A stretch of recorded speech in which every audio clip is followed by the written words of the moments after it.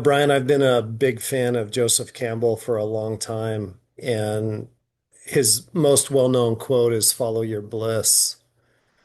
And I think, in my own life, like I just never really wanted to play by the rules with anything. And, when I was 16, I left high school and I went out to California to be with my family who grows marijuana. And back in the time in Northern California in the 90s, it was a dangerous place. But it was like I just couldn't sit in a classroom and I just felt trapped and I felt like there were too many rules. And that same feeling has kind of been with me throughout my life. But to me, to follow your bliss, it doesn't mean to be reckless.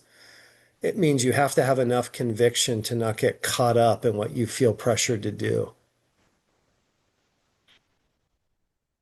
Yeah, and I think it's important for a lot of people in this modern reality who are kind of defined by a lot of the daily routines that whether it's getting dirty when you're younger or like for me following my bliss, one example of that was quitting my job and heading down to South America to pursue a relationship. And it wasn't just about bliss on like a superficial level, but really committing to I think, a deeper path and a deeper kind of a challenge. And that's really an important instruction for, I think, kids today who are looking for something more than what the traditional paths have to offer them. I think that like follow your bliss to me, there's also something about go chase adventure. And I think that particularly boys and young men, they need that in their lives because we're naturally geared toward risk-taking behavior, but it doesn't always have to be in a destructive or a toxic way. It's more along the lines of, I want to be tested. I want to test myself.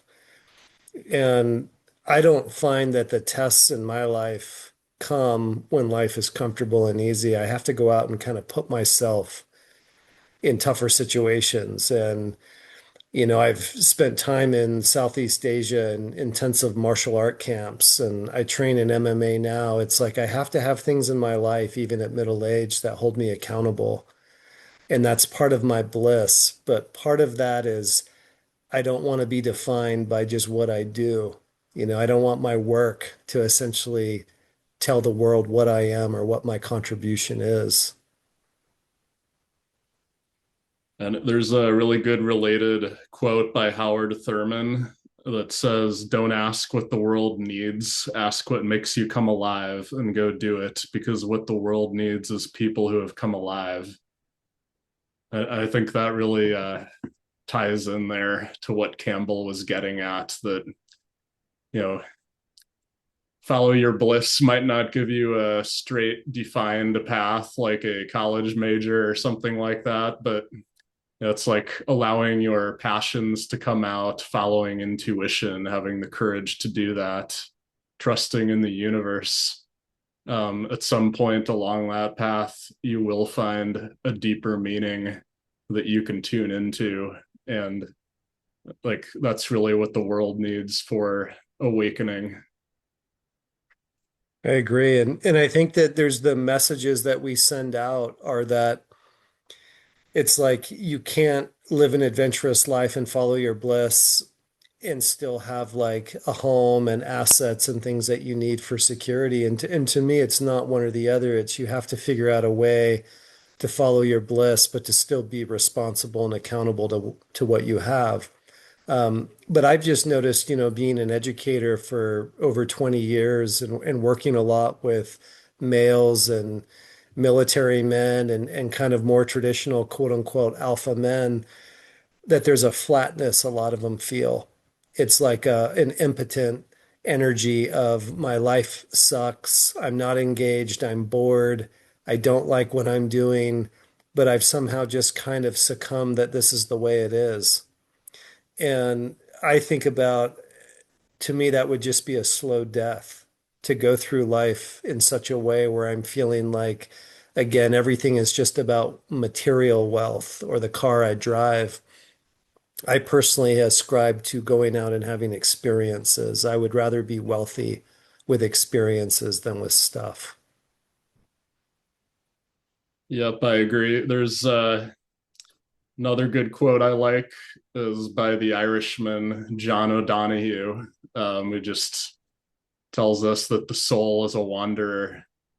And yeah, I think that sense of adventure and trusting in yourself, trusting in the universe, that kind of puts you back into your deeper self. And so much of our normal routines kind of go back to an ego identity. But when you're faced with uncertainty, you're kind of going off into the unknown. That's when you really have to come back into your higher self, because the old ego patterns are not going to be enough to work for you in those moments. I hear you. And I think that people, when men go off and they have these types of experiences, it makes them more authentic and it makes them more attractive to women. It makes them more vibrant and dynamic in the work that they chose or they choose to do. But I don't feel that this is a message that's getting out into the world and particularly in school. I think that what we're teaching a lot of young people is how to be a victim and how to be emotionally reactive. And we're seeing, right now, particularly after COVID, record numbers of depression and anxiety and tech addiction and bullying and all these things. And I have to step back and say, where is the messaging for people, young people, to take risk, to go out and pursue that adventure? In 2024, I was living in an ashram where I was, on a very fixed income and I was doing some work that I just really wasn't into. And I'd saved some money.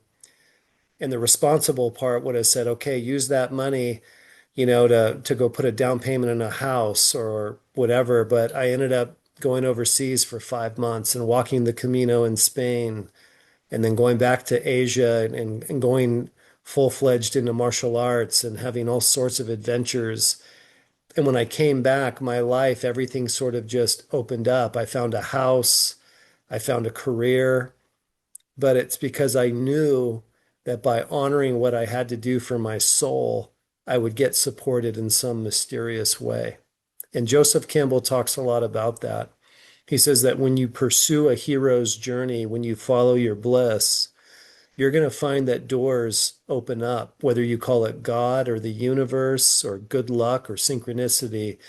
You're going to find that you get supported because you've taken that bold step.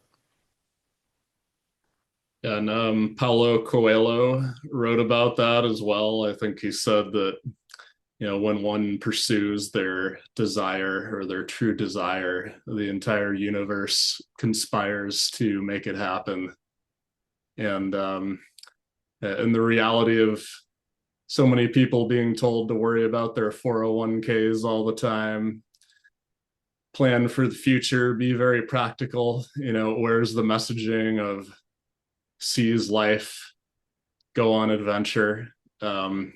As a guy who studied the classics and philosophy, maybe I didn't enjoy all of it, but definitely the stories of adventure that you got in the classics, which are not really being taught anymore, that kind of seized me as a young man more than all the practical advice I was hearing around me. And those are the experiences that I would not trade for anything. It doesn't matter if I had another 10 million in my retirement account or something. This is the kind of stuff we're going to get into on this channel.